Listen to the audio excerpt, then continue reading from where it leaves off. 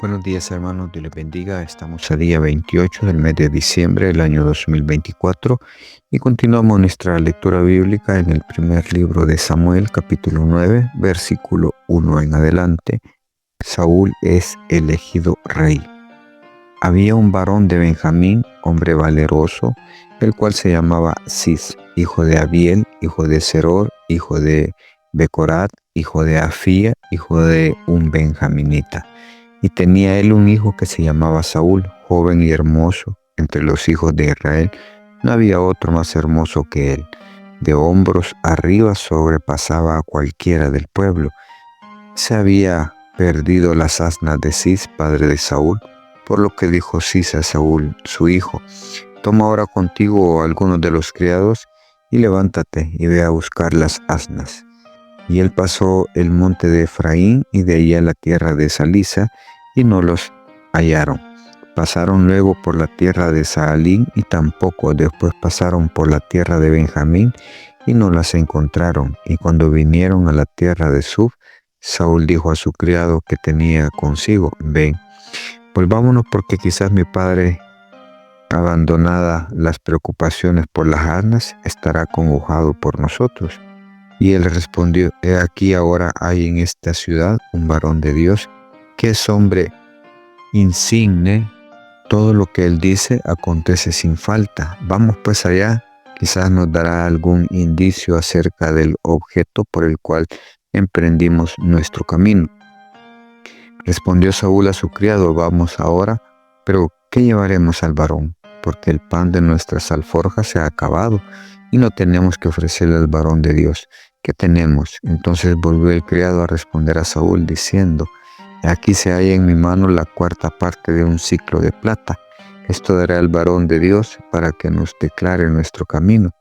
Antiguamente en Israel cualquiera que iba a consultar a Dios decía así: venid y vamos al vidente, porque al que hoy se llama profeta, entonces se llamaba vidente.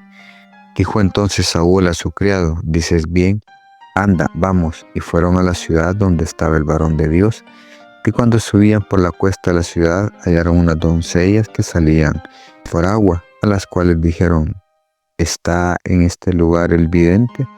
Ellas dijeron: sí, helo allí delante de ti. Date prisa, pues, porque hoy ha venido a la ciudad en atención a que el pueblo tiene hoy un sacrificio en el lugar alto.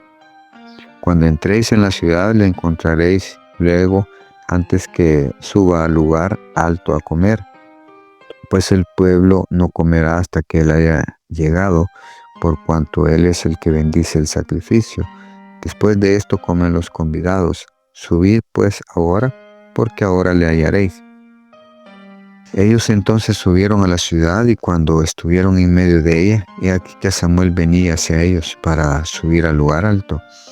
Y un día antes que Saúl viniese, Jehová había revelado al oído de Samuel, diciendo: mañana a esta misma hora yo enviaré a ti un varón de la tierra de Benjamín, el cual ungirás por un príncipe sobre mi pueblo Israel, y salvará a mi pueblo de mano de los filisteos, porque yo he mirado a mi pueblo, por cuanto su clamor ha llegado hasta mí. Y luego que Samuel vio a Saúl, Jehová le dijo: he aquí, este es el varón del cual te hablé, este gobernará a mi pueblo. Acercándose pues Saúl a Samuel en medio de la puerta, le dijo: te ruego que me enseñes dónde está la casa del vidente. Y Samuel respondió a Saúl diciendo: yo soy el vidente. Sube delante de mí al lugar alto y come hoy conmigo, y por la mañana te despacharé, te descubriré todo lo que está en tu corazón. Que de las asnas que se te perdieron hace ya 3 días, pierde cuidado de ellas, porque se han hallado. Mas, ¿para quién es todo lo que hay de codiciable en Israel, sino para ti y para toda la casa de tu padre? Saúl respondió y dijo: ¿no soy yo hijo de Benjamín, de la más pequeña de las tribus de Israel? Mi familia no es la más pequeña de todas las familias de la tribu de Benjamín. ¿Por qué pues me ha dicho cosa semejante? Entonces Samuel tomó a Saúl y a su criado, los introdujo a la sala y les dio lugar a la cabecera de los convidados, que eran unos 30 hombres. Y dijo Samuel al cocinero: trae acá la porción que te di, la cual te dije que guardases aparte. Entonces alzó el cocinero una espaldilla con la que estaba sobre ella y la puso delante de Saúl. Y Samuel dijo: he aquí lo que estaba reservado, ponlo delante de ti y come, porque para esta ocasión se te guardó cuando te dije: yo he convidado al pueblo. Y Saúl comió aquel día con Samuel. Y cuando hubieron descendido del lugar alto a la ciudad, él habló con Saúl en el terrado. Al otro día madrugaron, y al despuntar el alba, Samuel llamó a Saúl, que estaba en el terrado, y dijo: levántate, para que te despida. Luego se levantó Saúl, y salieron ambos, él y Samuel.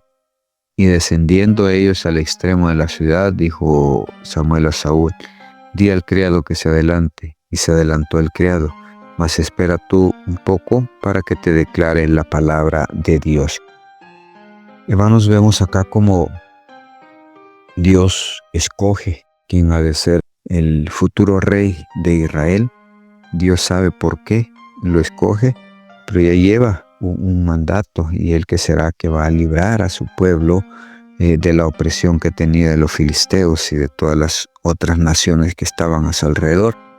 Venía a ser una especie como lo habían sido anteriormente los jueces, pero hoy bajo el nombre de rey, ya que el pueblo así lo exigía. El pueblo estaba pidiendo rey, no quería ser gobernado por Dios, no quería que Dios dirigiera sus vidas, quería que un hombre lo hiciera.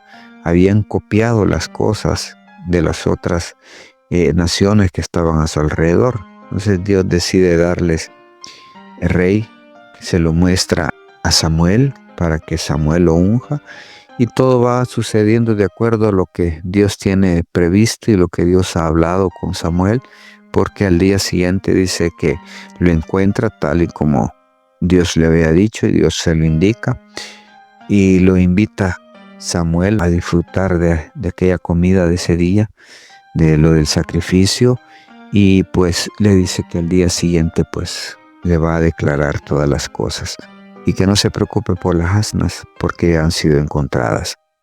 Hermanos, Dios tiene propósitos para cada uno de nosotros. Nuestras vidas están marcadas ya por Dios. Lo único que hay que dejar es permitir que Dios nos hable, que Dios nos indique cuál es el camino a seguir. Muchos seguimos a Dios, hablamos de Él, pero muchas veces no hemos entendido cuál es el propósito que Dios tiene para con nosotros. Igual que Saúl no entiende por qué. Él aduce: soy de la tribu más pequeña, de la familia más pequeña. Entonces, ¿por qué le dice todas esas cosas? Es porque Dios tiene propósitos. Dice la palabra que lo peor del mundo escogió Dios para avergonzar a lo más sabio, lo débil, lo menospreciado, lo que no es tomado en cuenta. Eso escoge Dios, siempre y cuando hay un corazón dispuesto. Hoy en día tenemos que aprender a buscar, entender el propósito de Dios en nuestra vida. Y eso se logra a través de mucha oración, mucha comunión con Dios, buscando siempre hacer lo correcto delante de Él. Ya que si nosotros obedecemos su palabra, fiel va a ser Él, primero en perdonar nuestros pecados. Segundo, ¿por qué no nos va a declarar Él lo que va a estar buscando de nuestras vidas?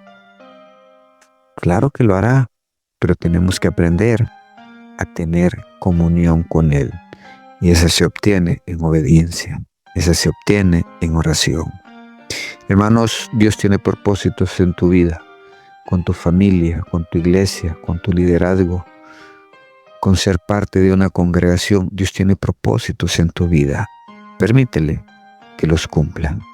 Sé dócil a la palabra de Dios. Atiende el llamado que Dios te hace a servir, a predicar, a cantar. No sé cuál sea el propósito que Dios tiene en tu vida, pero atiende y verás cómo Dios te bendice. Bendiciones, hermanos. Esto ha sido un cafecito para el alma.